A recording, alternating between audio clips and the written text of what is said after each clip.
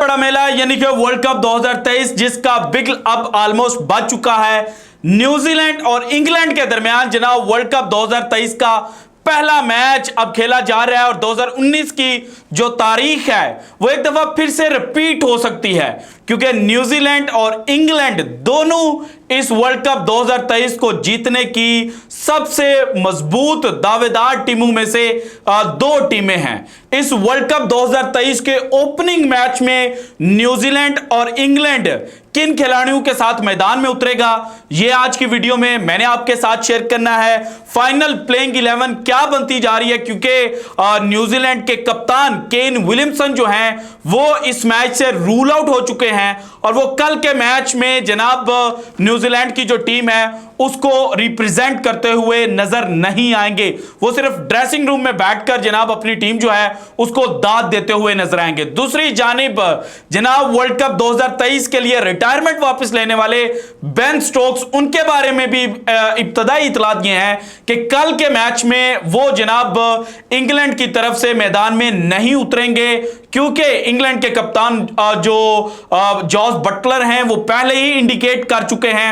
उन्होंने warm up match में ही बता दिया था कि जनाब जो बेन स्टोक्स हैं उनको हिप पर थोड़ा सा निगल है, इस वजह से वो रेस्ट करेंगे और जो उनकी इंजरी है वो ज्यादा खतरनाक ना हो जाए, इसलिए इंग्लैंड की जो क्रिकेट टीम है वो कोई चांस नहीं लेगी। सो अब जनाब इन दोनों बड़े प्लेयरों के आउट होने के बाद इंग्लैंड और न्यूजीलैंड की जो प्लेइंग 11 है वो क्या बन सकती है, ये शेयर करने से पहले दो चीजें मैंने आपके साथ शेयर करनी है।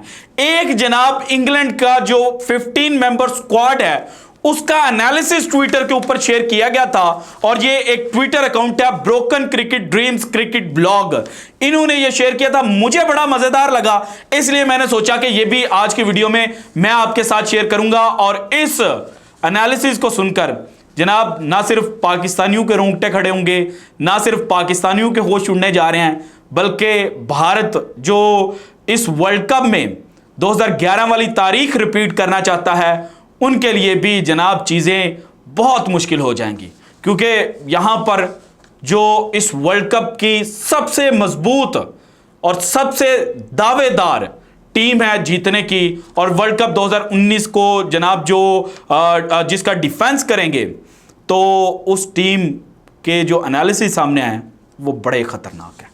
और अगर आपने कल अपनी जो ड्रीम टीम जो फैंसी लीग जो लोग खेलते हैं वो इस ब्लॉग को सुन लें तो जनाब उनको बहुत ज़्यादा फायदा हो सकता है। इसके अलावा जनाब इंग्लैंड और न्यूजीलैंड के दरमियान जो मुकाबले खेले गए हैं 1973 से लेके 2023 तक, उसमें किसका पलड़ा भारी रहा और वर्ल्ड कप के दौरान किसका पलड़ा भारी रहा, यह भी आपके साथ शेयर करता हूं। लेकिन सबसे पहले सुन लें जनाब इंग्लैंड का जो स्क्वाड एनालिसिस है 15 मेंबर स्क्वाड का, और broken cricket dreams cricket blog ने यह शेयर किया है। इंतहाई शानदार ब्लॉग है। आप अगर ट्विटर यूज करते हैं तो इस अकाउंट को जनाब आप फॉलो कर लें तो आपको जनाब क्रिकेट रिलेटेड एक्टिविटीज जो हैं वो हमसे भी शायद पहले जो है वो पता चल जाए। खैर, अब आते हैं इंग्लैंड क्रिकेट टीम की तरफ। इंग्लैंड की जो क्रिकेट टीम है, इनका जो 15 मेंबर स्क्वाड है उसका अगर एवरेज एज चेक किया जाए, यानी कि उनका जनाब एक अगर बेन स्टोक्स जो हैं वो 32 साल के हैं और दूसरे उनके हैरी ब्रूक बिल्कुल यंगस्टर हैं, तो इनकी जो एवरेज एज निकलती है इस टीम की वो निकलती है 33.1 ईयर। दैट मीन्स कि ये टीम बहुत एक्सपीरियंस्ड है।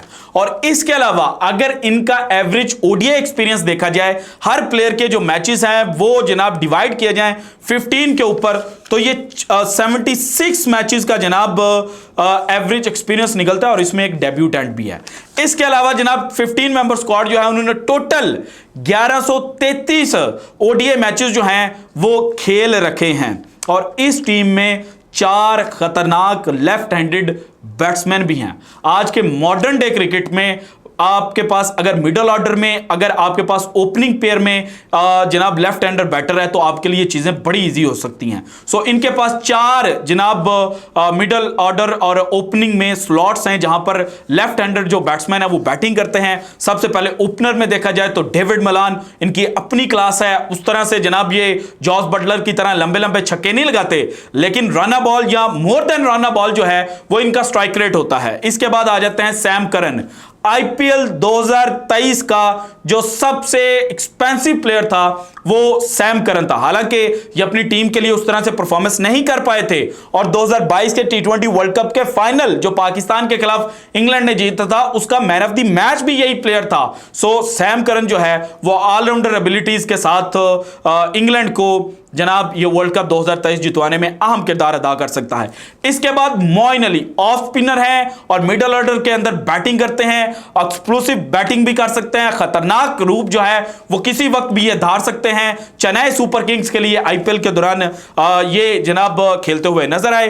Ben Stokes again left hander, retired थे। England cricket board world cup 2023 जितवाने के लिए इनको वापस लेकर आए क्योंकि वर्ल्ड कप 2019 जिस बंदे ने सिंगल हैंडेडली जनाब इंग्लैंड को जितवाया था वो था बेन स्टोक। इसके बाद इनके पास 2 विकेट कीपिंग ऑप्शंस हैं। पाकिस्तान के पास एक है, पता ही समझ ही नहीं लगती दूसरा हमने किसको रखना है, लेकिन इनकी जो फाइनल प्लेइंग 11 है उसके अंदर 2 विकेट कीपिंग ऑप्शंस हैं। एक इनके पास ओपनर जॉनी बेयरस्टो और दूसरे इनके कप्तान जनाब जॉस बटलर। फिर इनके पास जो 15 रुकनी स्क्वाड है उसके अंदर 6 प्रॉपर बैट्समैन हैं और प्रॉपर से मुराद अटैकिंग क्रिकेट खेलने वाले बैट्समैन हैं। 80 या 90 के स्ट्राइक रेट से खेलने वाले लड़के नहीं हैं, ये मोर देन 100 के स्ट्राइक रेट से खेलने वाले लड़के हैं। और अगर जनाब इनके ओपनर्स नीचे भी आ जाएं तो फिर भी ये उतने ही अग्रेसिवली खेलते हैं जितने दायरे के अंदर खेलते हैं। और प्लस 2 पार्ट टाइमर बैट्समैन भी इनके पास हैं क्योंकि इनके पास आदिल राशिद भी हैं। फर्स्ट क्लास क्रिकेट के अंदर उन्होंने अच्छा खासा जो रन्स है वो स्कोर किया हुआ है। लिस्ट ए के अंदर उनकी अच्छी परफॉर्मेंस है और 5 ऑलराउंडर्स के साथ जनाब ये टीम जो है ये वर्ल्ड कप 2023 खेलने के लिए आई है। इनके पास 4 प्रॉपर बॉलर्स हैं और प्रॉपर सम्राट एक्सप्रेस पेस भी है, क्वालिटी भी है और क्वांटिटी तो आपने देख ली कि 4 प्रॉपर बॉलर्स हैं। उसके बाद जनाब in England have 11 bowling options. 15 रुकनी स्क्वाड में से 11 बॉलिंग ऑप्शंस हैं और जनाब अगर 11 में से भी आप 1-2 को निकाल लें तो इनके पास 9 ऐसे बॉलिंग ऑप्शंस हैं जो एक मैच में ही जनाब बॉलिंग कर सकते हैं। सो एक का रफ डे तो दूसरा करे, दूसरे का रफ डे तो तीसरा करे। ये टीम जनाब बहुत खतरनाक है। इसके बाद इस टीम के पास ना सिर्फ अच्छे एक्सप्रेस फास्ट बॉलर हैं बल्कि 2 ऑफ स्पिनर भी हैं, 2 लेग स्पिन ऑप्शन भी हैं और 3 लेफ्ट आर्म पेसर हैं, 4 राइट आर्म पेसर हैं। सो आप खुद अंदाजा लगा लें कि ये कितनी खतरनाक है। और इनकी जो टीम का सबसे बड़ा स्ट्रेंथनिंग पॉइंट है वो ये है कि 2019 का जो वर्ल्ड कप इंग्लैंड जीता था उस टीम के 8 लड़के जो हैं वो जनाब इस स्क्वाड का हिस्सा हैं। इसके अलावा 2022 का जो टी20 वर्ल्ड कप इंग्लैंड जीता था उस टीम में से 11 लड़के जनाब इस स्क्वाड के अंदर हैं। सो जनाब ये अपनी कोर के साथ जा रहे हैं जो कोर इन्होंने डेवलप की थी 2015 के क्वार्टर फाइनल में शायद बाहर हुए थे या ग्रुप स्टेज में ही बाहर हो गए थे। कमेंट सेक्शन में बताइएगा। और उसके बाद इयन मॉर्गन ने किस तरह से जनाब इंग्लैंड की क्रिकेट को उठाकर रख दिया था। सो ये वही लड़के हैं जो 2015 के बाद से जनाब इंग्लैंड को रिप्रेजेंट कर रहे हैं और जिन्होंने दुनिया क्रिकेट को एक नई ओडीआई क्रिकेट जो है वो मुतारिफ करवाई थी। अब आते हैं जनाब इंग्लैंड और न्यूजीलैंड। न्यूजीलैंड भी बड़ी एक्सपीरियंस्ड है और न्यूजीलैंड का एक प्लस पॉइंट यह है कि जनाब न्यूजीलैंड की जो टीम है ना वो कंडीशंस को बड़ी जल्दी असेस कर लेती है। उनको पता चल जाता है कि ये जो पिच है ये 230 वाली है या 330 वाली है। सो न्यूजीलैंड के पास अपनी स्ट्रेंथ है, अपनी वीकनेस है और दोनों इंतहाई जनाब खतरनाक टीम है। अब इंग्लैंड और न्यूजीलैंड के दरमियान जो हेड टू हेड मुकाबले हुए ओवरऑल वर्ल्ड कप को इंक्लूड करके जो मुकाबले खेले गए ओडीआई के अंदर और 1973 में पहला मैच इन्होंने एक दूसरे के खिलाफ खेला और अब तक टोटल 95 मैचेस जो हैं ये दोनों टीमें खेल चुकी हैं जिनमें से इंग्लैंड 44 मैचेस जीता है और न्यूजीलैंड भी सेम जो नंबर ऑफ मैचेस है वो जीत चुका है 44। दैट मीन्स दोनों के दरमियान बड़ा टफ टाकरा देखने को मिलता है। और न्यूजीलैंड और इंग्लैंड के दरमियान 3 मैचेस टाई रहे, 4 का नो रिजल्ट आया जो बारिश की वजह से अबैंडन कर दिए गए। इसके बाद आ जाता है जनाब वर्ल्ड कप। 1975 में चूंकि पहला वर्ल्ड कप खेला गया था, 2019 में लास्ट टाइम वर्ल्ड कप खेला गया था। सो इन 10 वर्ल्ड कप्स में जनाब कितने वर्ल्ड कप हो गए? 75, 79, 83, 87, 1992, 1996, 1999, 2003, 2007, 2011, 2015, 2019। दैट मीन्स के जो 12 वर्ल्ड कप हैं, इन 12 वर्ल्ड कपों में जनाब ये टीमें जो दोनों टीमें हैं ये 10 दफ़ा एक दूसरे के आमने सामने आई। 4 दफ़ा इंग्लैंड जो है उसने मुकाबला जीता, 5 दफ़ा न्यूजीलैंड जो है वो मुकाबला जीत चुका है, और एक मैच जनाब इन दोनों के दरमियान वर्ल्ड कप का टाई हुआ था। सो वर्ल्ड कप के दौरान भी कोई टीम जनाब ये नहीं है कि हैवी वेट है और दूसरे के ऊपर एक जो इफेक्ट है, मेंटली स्ट्रेंथ है वो रखता है, तो भाईजान दोनों टक्कर का मुकाबला जो है वो एक दूसरे के साथ करती हैं। सो अब अगर प्लेइंग 11 देखी जाए तो इंग्लैंड की जानिब से ओपनिंग करते हुए हमें नजर आएंगे जॉनी बेयरस्टो, उनका साथ देंगे डेविड मलान, उसके बाद 1 डाउन पोजीशन पर खेलते हुए नजर आएंगे जो रूट, और नंबर 4 पोजीशन पर हमें खेलते हुए नजर आ सकते हैं हैरी ब्रूक, वही हैरी ब्रूक जिनको रिप्लेस किया गया था बेन स्टोक्स के साथ, बेन स्टोक को वापस लाने के लिए, जिनको वर्ल्ड कप स्क्वाड से बाहर किया गया था, लेकिन बाद में इंग्लैंड ने अपने ओपनर को ड्रॉप किया और हैरी ब्रूक को अंदर लेकर आए। और नंबर 5 पर हमें खेलते हुए नजर आएंगे जनाब जॉस बटलर, नंबर 6 पर खेलते हुए नजर आ सकते हैं लियम लिविंगस्टोन, नंबर जनाब 7 पर हमें नजर आ सकते हैं मोइन अली, नंबर 8 पर खेलते हुए नजर आ सकते हैं क्रिस वोक्स, नंबर 9 पर हमें खेलते हुए नजर आ सकते हैं आदिल राशिद, और नंबर 10 पर सैम करन, और नंबर 11 पर मार्क वुड। सो जनाब जितनी अच्छी बैटिंग उतनी अच्छी बॉलिंग लाइनअप। इसके बाद जनाब न्यूजीलैंड को चूंकि टीम साउथी भी बाहर हैं, वो उनका थंब जो था वो फ्रैक्चर हो गया था, और राइट जो उनका बॉलिंग आर्म है उसका फ्रैक्चर वो जनाब थंब है, तो इसलिए वो भी जनाब इनिशियल मैचेस नहीं खेलते हुए नजर आ रहे, और केन विलियमसन भी खेलते हुए नजर नहीं आ रहे। तो फिर जो प्लेइंग 11 बनती है न्यूजीलैंड की, उसमें ओपनर होंगे इनके विल जंग, बड़े खतरनाक जनाब ओपनर हैं।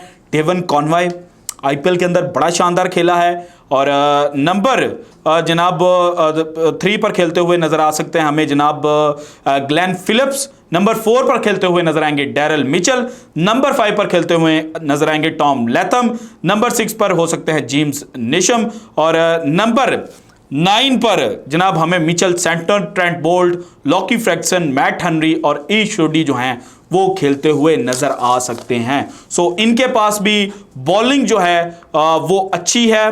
बैटिंग के अंदर अगर केन अंदर होते तो फिर चीजें न्यूजीलैंड के लिए मजीद इजी हो सकती थी। सो अगर आपने अपनी फैंसी ड्रीम के अंदर किसी को कप्तान रखना है तो वो आप रखेंगे जॉस बटलर को, क्योंकि एक तो ये पहले ही कप्तान है इंग्लैंड के, और दूसरा जिस तरह से ये क्रिकेट खेलते हैं, जिस तरह से ये आईपीएल के अंदर खेल चुके हैं, जिस तरह से इंडियन पिचेस के ऊपर ये बैटिंग कर चुके हैं कि इनकी कमजोरी जो है वो बहुत कम है। सो जनाब ये वहाँ पर एक्सप्लोसिव बैटिंग जो है वो करते हुए नज़र आ सकते हैं। और अगर आपने जनाब अपनी टीम के अंदर जो वाइस कप्तान रखना है तो मेरी नज़र में वो आप ईश सोडी को रख सकते हैं, क्योंकि ईश सोडी जो है वो इंडियन पिचेस के ऊपर अच्छा परफॉर्म कर सकते हैं। और अगर आपने ये नहीं रखना तो फिर आप जनाब ट्रेंट बोल्ट के साथ जा सकते हैं। So this is it from today's episode. अगर आपको वीडियो पसंद है तो लाइक कीजिएगा, ज़्यादा से ज़्यादा शेयर कीजिएगा, अपनी कीमती राय का इजहार लाजमी कीजिएगा, और अगर आपने अभी तक चैनल को सब्सक्राइब नहीं किया तो कर दें। शुक्रिया, अल्लाह हाफिज़।